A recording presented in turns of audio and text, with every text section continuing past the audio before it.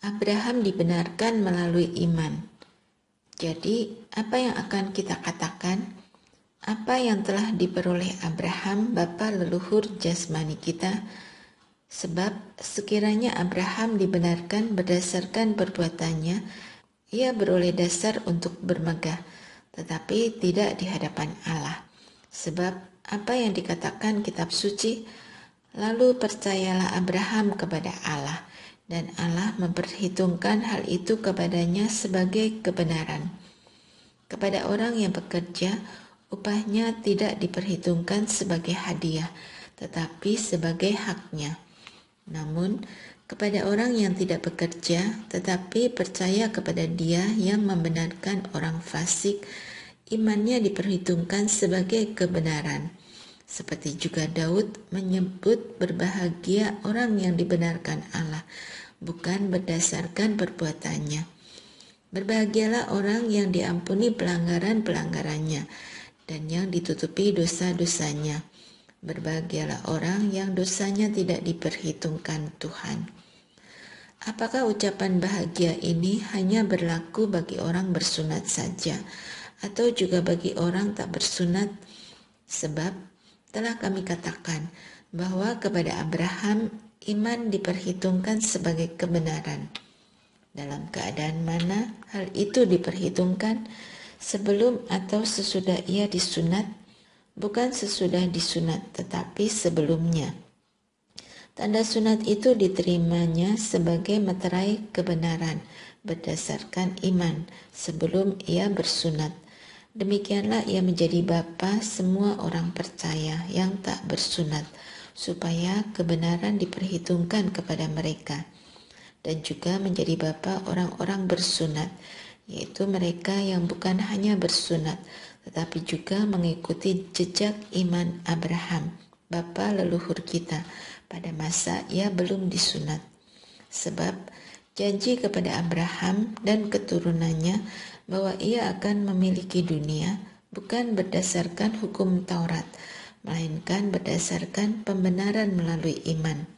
Sebab jika mereka yang hidup dari hukum Taurat akan mewarisi dunia, sia-sialah iman dan batalah janji itu. Sebab hukum Taurat membangkitkan murka, tetapi di mana tidak ada hukum Taurat, di situ tidak ada juga pelanggaran.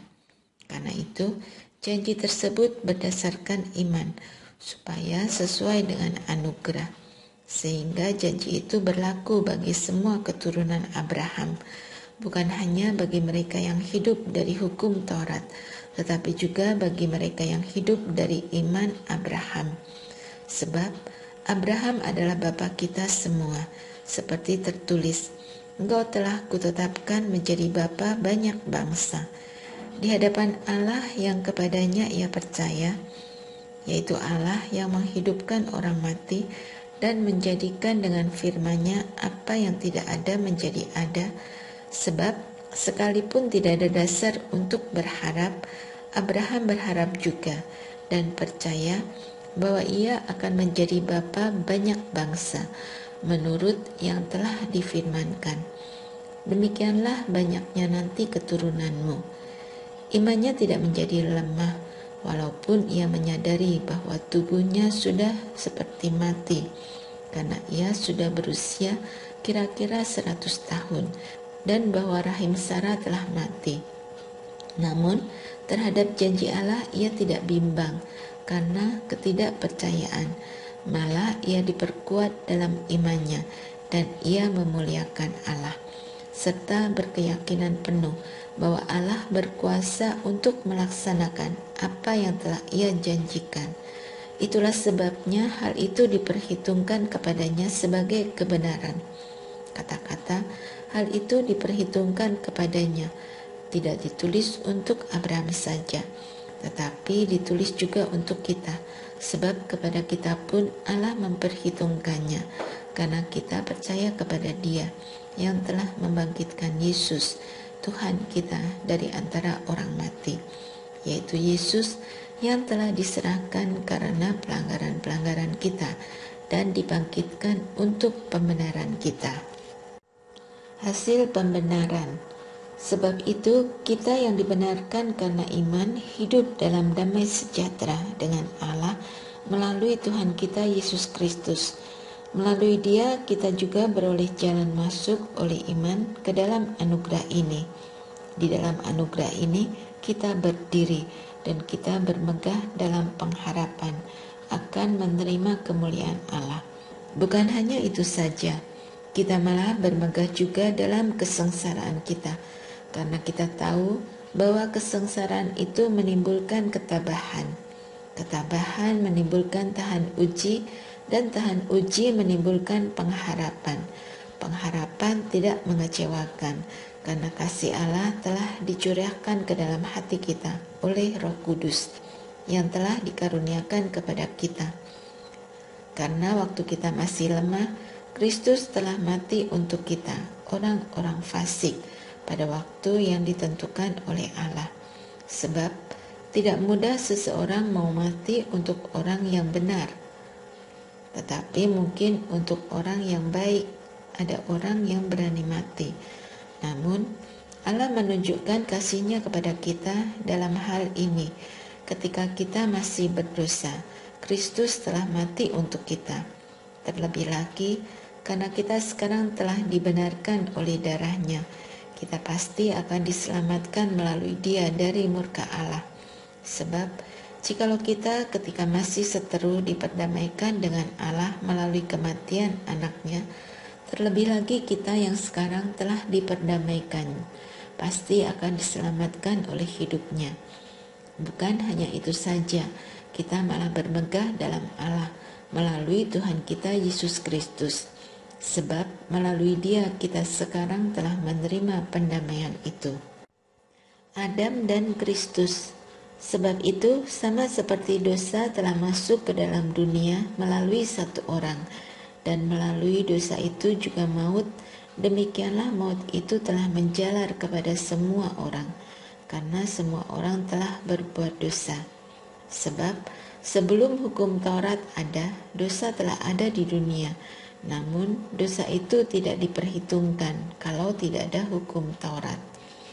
Sungguh pun demikian, maut telah berkuasa dari zaman Adam sampai zaman Musa, juga atas mereka yang tidak berbuat dosa, dengan cara yang sama seperti pelanggaran yang telah dibuat oleh Adam, yang adalah gambaran Dia yang akan datang.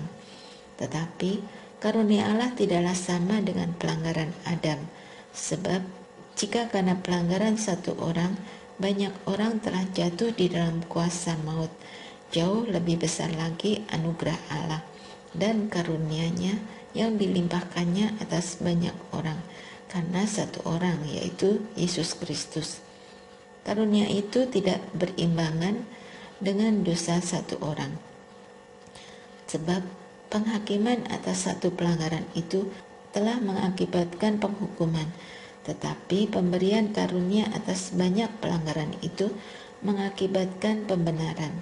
Sebab jika karena pelanggaran satu orang, maut telah berkuasa melalui satu orang itu, terlebih lagi mereka yang telah menerima kelimpahan anugerah dan karunia kebenaran akan hidup dan berkuasa karena satu orang itu, yaitu Yesus Kristus. Jadi, sama seperti melalui satu pelanggaran, semua orang beroleh penghukuman. Demikian pula melalui satu perbuatan kebenaran, semua orang beroleh pembenaran untuk hidup. Sebab sama seperti melalui ketidaktaatan satu orang, banyak orang telah menjadi orang berdosa. Demikian pula melalui ketaatan satu orang, banyak orang menjadi orang benar. Hukum Taurat masuk, dan akibatnya pelanggaran menjadi semakin banyak. Namun di mana dosa bertambah banyak, di sana anugerah menjadi berlimpah-limpah, supaya sama seperti dosa berkuasa dalam alam maut, demikian anugerah akan berkuasa melalui pembenaran untuk hidup yang kekal oleh Yesus Kristus Tuhan kita. Mati dan bangkit dengan Kristus. Jika demikian, apa yang hendak kita katakan? Bolehkah kita bertekun dalam dosa supaya semakin bertambah anugerah itu? Sekali-kali tidak. Bukankah kita telah mati bagi dosa? Bagaimanakah kita masih dapat hidup di dalamnya? Atau tidak tahukah kamu bahwa kita semua yang telah dibaptis dalam Kristus Yesus telah dibaptis dalam kematiannya? Dengan demikian kita telah dikuburkan bersama Dia melalui baptisan dalam kematian, supaya sama seperti Kristus telah dibangkitkan dari antara orang mati oleh kemuliaan Bapa, demikian juga kita dimungkinkan hidup dalam hidup yang baru. Sebab jika kita telah menjadi satu dengan apa yang serupa dengan kematiannya, kita juga akan menjadi satu dengan apa yang serupa dengan kebangkitannya. Karena kita tahu bahwa manusia lama kita telah turut disalibkan, supaya tubuh dosa kita hilang kuasanya, agar jangan kita menghambakan diri lagi kepada dosa. Sebab siapa yang telah mati, ia telah bebas dari dosa. Jadi, karena kita telah mati dengan Kristus, kita percaya bahwa kita akan hidup juga dengan Dia. Sebab kita tahu bahwa sesudah dibangkitkan dari antara orang mati, Kristus tidak mati lagi. Maut tidak berkuasa lagi atas Dia. Sebab Ia mati, yakni mati terhadap dosa, satu kali untuk selama-lamanya. Namun Ia hidup, yakni hidup bagi Allah. Demikianlah hendaknya kamu memandangnya, bahwa kamu telah mati terhadap dosa, tetapi kamu hidup bagi Allah dalam Kristus Yesus. Sebab itu, hendaklah dosa jangan berkuasa lagi di dalam tubuhmu yang fana, supaya kamu jangan lagi menuruti keinginannya. Janganlah menyerahkan anggota-anggota tubuhmu kepada dosa untuk menjadi senjata kelaliman, tetapi serahkanlah dirimu kepada Allah sebagai orang-orang yang dahulu mati, tetapi sekarang hidup.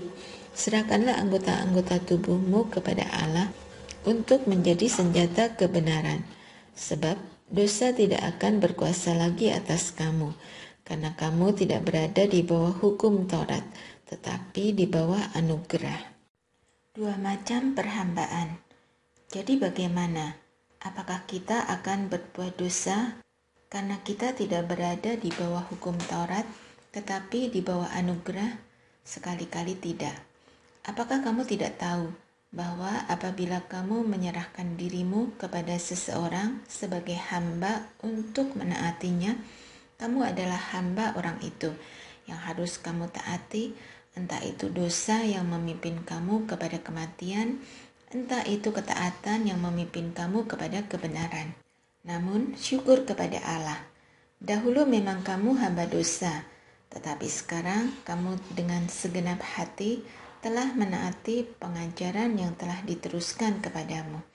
Kamu telah dimerdekakan dari dosa dan menjadi hamba kebenaran. Dalam bahasa sederhana, aku mengatakan hal ini karena kelemahan kamu sebagai manusia. Sebab sama seperti kamu telah menyerahkan anggota-anggota tubuhmu menjadi hamba kecemaran dan kedurhakaan yang membawa kamu kepada kedurhakaan, demikian pula kamu sekarang harus menyerahkan anggota-anggota tubuhmu menjadi hamba kebenaran yang membawa kamu kepada pengudusan. Sebab waktu kamu hamba dosa, kamu bebas dari kebenaran. Buah apakah yang kamu petik waktu itu yang menyebabkan kamu merasa malu sekarang? Kesudahan semuanya itu ialah kematian. Namun sekarang, setelah kamu dimerdekakan dari dosa dan setelah kamu menjadi hamba Allah, kamu beroleh buah yang membawa kamu kepada pengudusan, dan sebagai kesudahannya ialah hidup yang kekal. Sebab upah dosa ialah maut, tetapi karunia Allah ialah hidup yang kekal dalam Kristus Yesus Tuhan kita. Arti hukum Taurat. Apakah kamu tidak tahu, saudara-saudara, sebab aku berbicara kepada orang-orang yang mengetahui hukum, bahwa hukum berkuasa atas seseorang selama orang itu hidup? Sebab seorang istri terikat oleh hukum kepada suaminya selama suaminya itu hidup, tetapi apabila suaminya itu mati, bebaslah ia dari hukum yang mengikatnya kepada suaminya itu. Jadi, selama suaminya hidup, ia dianggap berzina, kalau ia menjadi istri laki-laki lain. Namun, jika suaminya telah mati, ia bebas dari hukum, sehingga ia tidaklah berzina kalau ia menjadi istri laki-laki lain. Sebab itu, saudara-saudaraku, kamu juga telah mati terhadap hukum Taurat melalui tubuh Kristus, supaya kamu menjadi milik orang lain, yaitu milik Dia yang telah dibangkitkan dari antara orang mati, agar kita berbuah bagi Allah. Sebab waktu kita masih hidup dalam tabiat daging, hawa nafsu dosa yang dirangsang oleh hukum Taurat bekerja dalam anggota-anggota tubuh kita, sehingga kita berbuah bagi maut. Namun sekarang kita telah dibebaskan dari hukum Taurat, sebab kita telah mati bagi hukum itu yang mengurung kita, sehingga kita sekarang melayani dalam keadaan baru menurut roh, dan bukan dalam keadaan lama menurut huruf hukum Taurat. Jika demikian, apa yang hendak kita katakan? Apakah hukum Taurat itu dosa? Sekali-kali tidak. Sebaliknya, justru melalui hukum Taurat aku telah mengenal dosa, karena aku juga tidak tahu apa itu keinginan. Kalau hukum Taurat tidak mengatakan, jangan mengingini. Namun, dengan perintah itu, dosa menjadi kesempatan untuk membangkitkan di dalam diriku rupa-rupa keinginan. Sebab tanpa hukum Taurat, dosa mati. Dahulu tanpa hukum Taurat, aku hidup. Namun sesudah datang perintah itu, dosa mulai hidup. Sebaliknya, aku mati. Perintah yang seharusnya membawa kepada hidup, ternyata bagiku justru membawa kepada kematian. Sebab dengan perintah itu, dosa mendapat kesempatan untuk menipu aku. Dan dengan perintah itu, ia membunuh aku. Jadi, hukum Taurat itu kudus, dan perintah itu juga kudus, benar, dan baik. Perjuangan hukum Taurat dan dosa. Jika demikian, apakah yang baik itu menjadi kematian bagiku? Sekali-kali tidak, tetapi supaya nyata sebagai dosa. Dosa mempergunakan yang baik untuk mendatangkan kematian bagiku, supaya oleh perintah itu dosa luar biasa nyatanya sebagai dosa. Sebab kita tahu bahwa hukum Taurat bersifat rohani, tetapi aku bersifat daging, terjual di bawah kuasa dosa. Sebab apa yang aku lakukan aku tidak tahu, karena bukan apa yang aku kehendaki yang aku lakukan, tetapi apa yang aku benci, itulah yang aku lakukan. Jadi, jika aku melakukan apa yang tidak aku kehendaki, aku menyetujui bahwa hukum Taurat itu baik. Kalau demikian, bukan aku lagi yang melakukannya, tetapi dosa yang menetap di dalam aku. Sebab aku tahu bahwa di dalam diriku yang bertabiat daging tidak ada sesuatu yang baik. Sebab menghendaki yang baik memang ada padaku, tetapi melakukan apa yang baik tidak. Sebab bukan apa yang aku kehendaki, yaitu yang baik yang aku lakukan, melainkan apa yang tidak aku kehendaki, yaitu yang jahat yang aku lakukan. Jika aku melakukan apa yang tidak aku kehendaki, bukan lagi aku yang melakukannya, tetapi dosa yang tinggal di dalam aku. Jadi, aku dapati hukum ini. Jika aku ingin melakukan apa yang baik, yang jahat itu ada padaku. Sebab di dalam batinku aku suka akan hukum Allah, tetapi di dalam anggota-anggota tubuhku aku melihat hukum lain yang berjuang melawan hukum akal budiku dan membuat aku menjadi tawanan hukum dosa yang ada di dalam anggota-anggota tubuhku. Aku manusia celaka. Siapa yang akan melepaskan aku dari tubuh maut ini? Syukur kepada Allah melalui Yesus Kristus Tuhan kita. Jadi aku sendiri melayani hukum Allah dengan akal budiku, tetapi melayani hukum dosa karena tabiat dagingku.